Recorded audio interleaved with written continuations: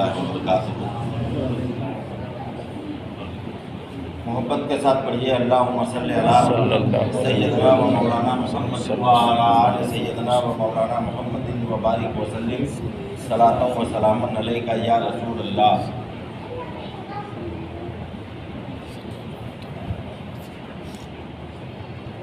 سرور کہوں کہ مالک و مولا کہوں تجھے، باغ خلیل کا گل زیبا کہوں تجھے، اور تیرے تو بس بے تراہی سے ہیں بری، حیراں ہوں میرے شاہ کی کیا کیا کہوں تجھے۔ اور کون دیتا ہے دینے کو منہ چاہیے، دینے والا ہے سچا ہمارا نبی، اور میں تو مالک ہی کہوں گا کہ وہ مالک کے حبیب، یعنی محبوب و محب میں نہیں میرا تیرا۔ فرش والے تیری شوکت کا علو کیا جانے، خسروا عرش پہ اڑتا ہے پھریرا تیرا۔ اور تیرے ٹکڑوں پہ پلے غیر کی ٹھوکر پہ نہ ڈال، چھڑکیاں کھائیں کہاں چھوڑ کے صدقہ تیرا۔ اور ان کو دیکھا تو جبریل یہ بول اٹھے کہ آپ سا نہیں کوئی دوسرا دیکھا، کہ آپ سا نہیں کوئی دوسرا دیکھا۔ اور مصطفیٰ آپ سا کوئی آیا ہی نہیں، آتا بھی کیسے جب اللہ نے بنایا ہی نہیں۔ ایک بار اور پوری عقیدت کے ساتھ صلی اللہ علیہ وسلم صلاۃ و سلام علیک یا رسول اللہ۔ حضرات گرامی، بہت ہی خوش قسمت ہیں ہم اور آپ جو میلاد میں یہاں پر بیٹھے ہوئے ہیں۔ میلاد کی اہمیت کیا ہے یہ کوئی حضرت آدم سے پوچھے، میلاد کی اہمیت کیا ہے یہ سوالات انبیاء کرام سے پوچھو۔ یہ انبیاء اور مرسلین جانتے ہیں کہ میلاد کی اہمیت کیا ہے۔ میلاد نبی کا میلاد یعنی نبی کی پیدائش، نبی کی پیدائش کو ہی نبی کا میلاد کہتے ہیں۔ وہ نبی جس کا میلاد منانے کا کام سب سے پہلے اگر اس کائنات میں کسی نے کیا تھا تو اللہ تعالیٰ نے کیا تھا۔ مدینے والے کا میلاد بیان کرنے والا اللہ تھا، اور سننے والوں میں 1.25 لاکھ انبیاء و مرسلین کی ارواح تھی۔ جب عالم ارواح میں اللہ نے میثاق لیا تھا، اللہ نے وعدہ لیا تھا کم و بیش 1,24,000 انبیاء و مرسلین سے کہ دیکھو تم سب کے بعد میں سب سے آخر میں اپنے محبوب کو بھیجوں گا، اور جب میں دنیا میں بھیجوں تو تم سب یہ وعدہ کرو کہ میرے محبوب محمد عربی کی مدد کرو۔ تو سب نے اللہ سے یہ وعدہ کیا تھا۔ جب اللہ نے نبی کے میلاد کی خوشخبری دی تھی تو سبھی نبیوں نے اللہ سے یہ وعدہ کیا تھا کہ ہاں ہم تیرے محبوب کی مدد کریں گے۔ وہ وقت جب حضرت آدم تشریف لائے، پھر حضرت شیش تشریف لائے، حضرت نوح تشریف لائے، کم و بیش 1,24,000 انبیاء و مرسلین تشریف لا کر ظاہراً دنیا سے رخصت ہوتے چلے گئے۔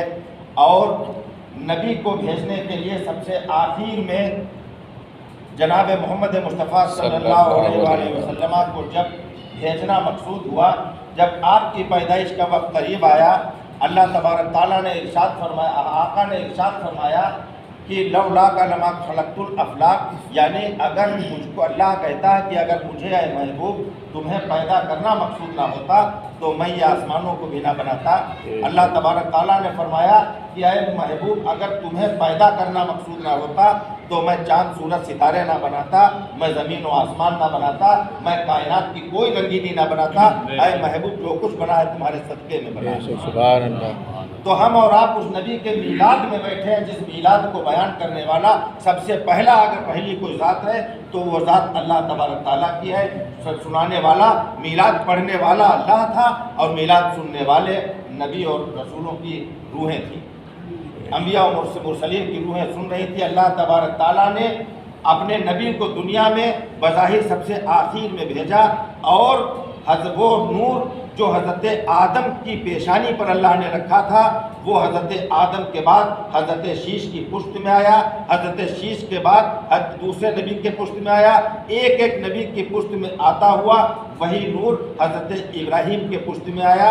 حضرت ابراہیم علیہ السلام نے جب خانہ کعبہ کی تعمیر مکمل کر لی، جب خانہ کعبہ کی تعمیر مکمل ہوئی تو حضرت ابراہیم علیہ السلام نے کعبے کی دیوار کے پاس کھڑے ہو کر اللہ کی بارگاہ میں ہاتھوں کو بلند کیا اور زبان نبوت سے عرض کیا کہ یا اللہ یہ دستور ہے کہ جب کوئی شخص کسی چیز کی تعمیر کرتا ہے، محنت کرتا ہے تو اس کی مزدوری طلب کیا کرتا ہے۔ یا اللہ میں نے تیرے گھر کو تیرے حکم سے بنا کر مکمل کر دیا، یا اللہ اب میں اس کی مزدوری چاہتا ہوں۔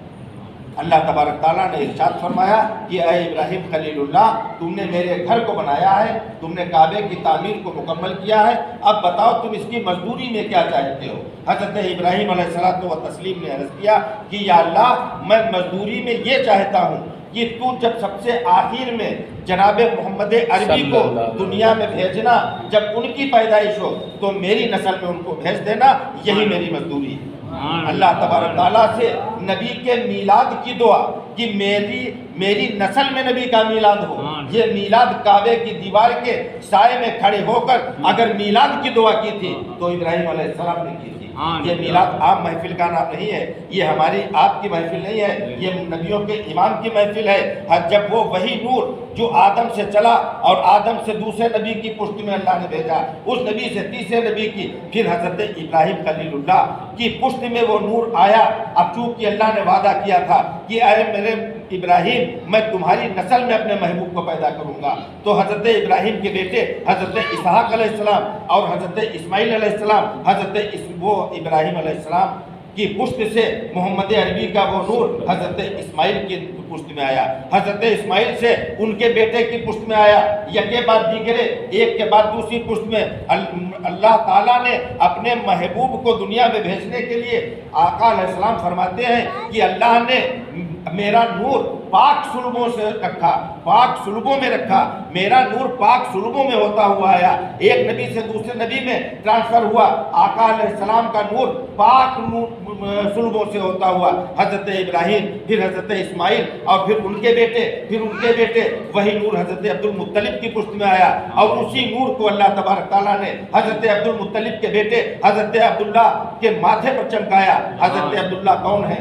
یہ حضرت جناب محمد مصطفیٰ کے والد گرامی ہیں، اور وہی حضرت عبداللہ کا نور جب بی بی آمنہ رضی اللہ تعالی عنہا سلام اللہ علیہا کے شکم میں منتقل ہوا، اللہ نے اس نور کو ٹرانسفر کیا کہاں؟ مصطفیٰ کی والدہ کے شکم میں۔ بی بی آمنہ فرماتی ہیں کہ جب چاند کے حساب سے 1 مہینہ پورا ہوا اور اس مہینے میں میں نے دیکھا کہ میں جب چلتی تھی تو عالم یہ تھا کون فرما رہا ہے؟ مصطفیٰ کی مقدس ماں فرما رہی ہے۔ بی بی آمنہ فرماتی ہیں، بی بی کہتی ہیں کہ میں جب چلتی تھی تو ایسا لگتا تھا کہ میں جب میرے جسم سے نور کی شعائیں باہر نکل رہی ہیں۔ جب دوسرا مہینہ آیا تو جب ایک کے بعد دوسرا مہینہ آتا تھا، بی بی فرماتی ہیں کہ ایک نبی میرے پاس آتا تھا اور مجھ کو مبارکباد دیتا تھا، کہتا تھا بی بی تمہارے شکم میں، تمہارے پیٹ میں کوئی عام انسان نہیں ہے، بلکہ بی بی آپ کے شکم میں وہ ذات ہے جو 1.25 لاکھ نبیوں کا امام ہے۔ دوسرا نبی آتا تھا، وہ کہتا تھا بی بی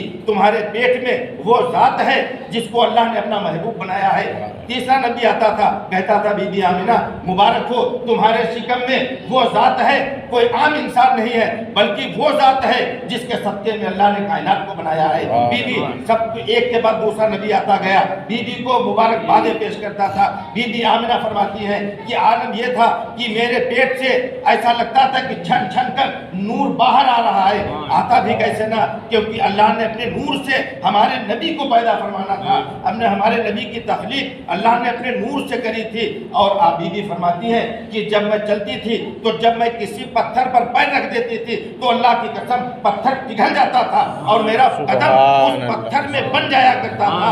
آپ بی بی فرماتی ہیں کہ دھیرے دھیرے 7 مہینے ہوئے، 8 مہینے ہوئے، چاند کے حساب سے میں جب کہیں پر چلتی اگر راہ گزرتی، بی بی آمنہ فرماتی ہیں کہ تو جو درخت کے سامنے سے میں گزرتی تھی تو درخت کہتا تھا الصلاۃ والسلام علیک یا رسول اللہ۔ جب بی بی فرماتی ہیں کہ جب پتھروں کے سامنے سے میں گزرتی تھی تو پتھر کہتے تھے الصلاۃ والسلام علیک یا رسول اللہ۔ بی بی آمنہ فرماتی ہیں کہ چاند کے حساب سے جب 9واں مہینہ شروع ہو گیا، 9 مہینے پورے ہو گئے، اب آپ کی پیدائش کا وقت، مصطفیٰ کے تشریف لانے کا وقت دنیا میں جب قریب آیا تو عالم کیا تھا کہ ساری کائنات کی رنگینیاں بی بی کے حجرے میں پتہ چل گیا کہ بی بی اللہ کا نور اب دنیا میں ظاہر ہونے والا ہے، تو عالم یہ تھا کہ ایک ایک نبی خوشخبری دے رہا تھا، 1.25 لاکھ نبیوں کا انتظار بی بی کے حجرے میں پتہ چلا جب نبی دنیا میں تشریف لانے والے تھے تو آپ کی والدہ بی بی آمنہ کی خدمت کے لیے